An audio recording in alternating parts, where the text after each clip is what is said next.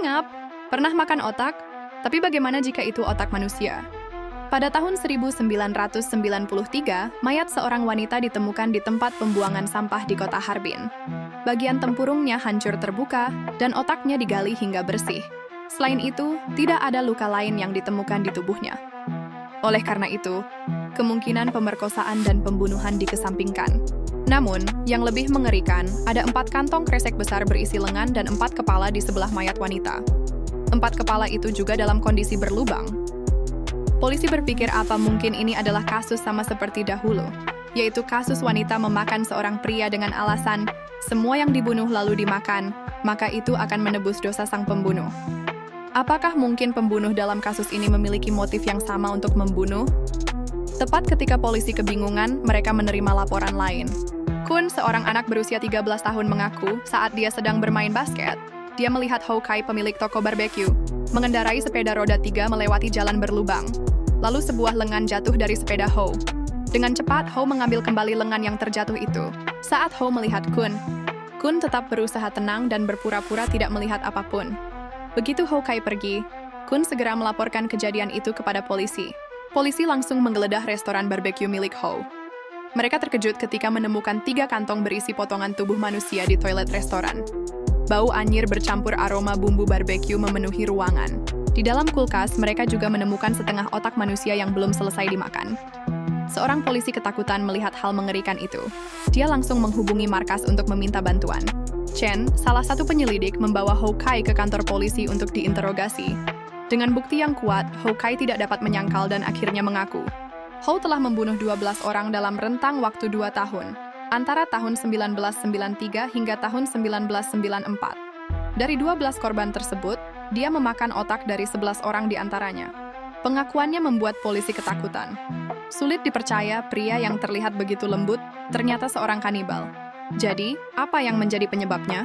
Pada tahun 1985, Ho Kai ditangkap oleh polisi karena mencuri uang senilai 50.000 yuan. Namun, dia tidak mengungkapkan semua hasil curiannya. Sebagian dari uang tersebut dia sembunyikan di rumah seorang teman. Setelah dibebaskan dari penjara pada tahun 1992, dia menggunakan uang hasil curian untuk membuka kios barbecue dengan modal 20.000 yuan.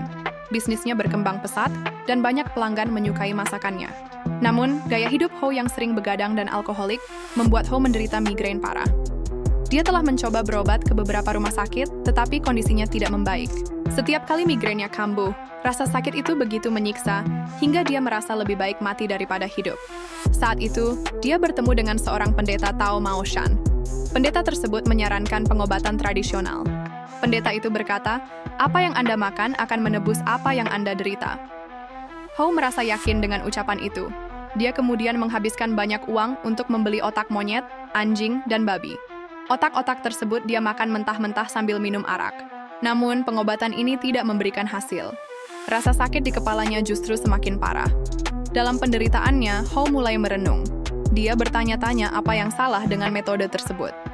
Suatu hari, saat dia selesai pipis lalu bercermin ke air kencingnya sendiri, tiba-tiba mendapatkan ide tolol. Dia berpikir, membeli otak hewan adalah pemborosan, tapi otak manusia gratis dan tersedia di mana-mana. Ho kemudian ingin otak manusia tapi dengan kriteria khusus. Bukan orang yang terlalu tua, karena tidak segar. Bukan otak orang bodoh, takut kebodohannya menular. Dan bukan orang jelek. Berdasarkan prinsip ini, dia mulai mencari korban dengan hati-hati. Untuk mendapatkan korban, Ho berpura-pura merekrut koki dengan gaji tinggi. Setelah menemukan pria gagah, dia pun mengundang pria itu untuk mencicipi masakannya. Ketika lengah, Ho memukul kepalanya dengan kapak. Tengkorak pria itu retak, dan dia langsung meninggal di tempat. Otak pria itu keluar. Tidak ingin menyia-nyiakan kesempatan, Ho dengan cepat menggali otak tersebut menggunakan sendok dan memakannya saat itu juga. Ho Kai merasa bahwa otak manusia adalah bahan makanan kelas atas. Hanya membutuhkan metode masak sederhana untuk dinikmati. Sisa tubuh korban, dia potong-potong dan masukkan ke dalam kantong plastik, lalu membuangnya ke tempat sampah. Setelah memakan itu, migrain Ho sembuh. Dia pun percaya bahwa otak manusia adalah obat mujarab yang dapat menyembuhkan migrainnya. Di hari berikutnya, Ho Kai melanjutkan aksinya. Dia membunuh puluhan orang sesuai dengan 3 prinsip. Tidak makan otak orang tua, bodoh, atau jelek. Kebanyakan korbannya adalah orang luar kota. Dia memilih korban yang tidak memiliki teman atau kerabat di Harbin. Dengan begitu, Tidak akan ada yang mencari korban-korbannya. Sekitar 1 bulan yang lalu, Ho melihat seorang wanita seksi di persimpangan jalan.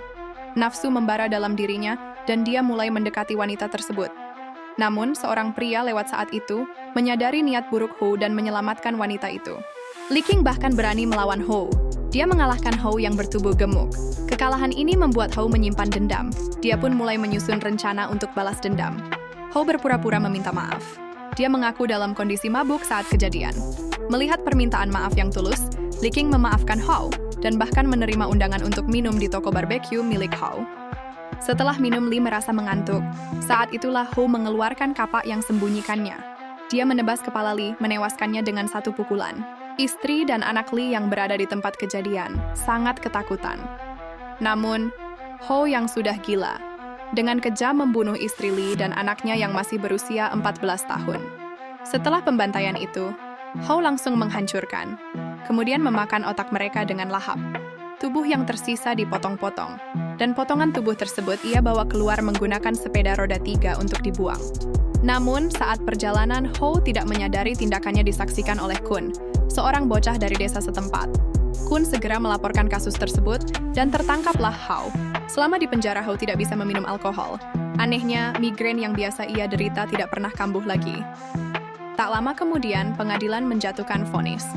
Ho dinyatakan bersalah atas pembunuhan berencana, penghancuran mayat, dan tindakan-tindakan kejam lainnya. Dia dijatuhi hukuman mati, dan eksekusi dilakukan segera dengan metode tembak mati. Ho si setan berwujud manusia pun mati seperti kotoran.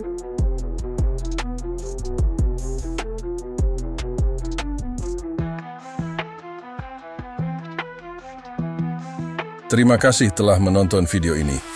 Jangan lupa untuk memberi like, subscribe atau berlangganan, dan mengaktifkan notifikasi agar tidak ketinggalan video menarik lainnya. Dukungan Anda adalah kekuatan bagi kami. Setiap tindakan kejahatan harus mendapatkan perhatian serius, dan kita semua memiliki peran dalam menciptakan dunia yang lebih aman. Sampai jumpa di video selanjutnya.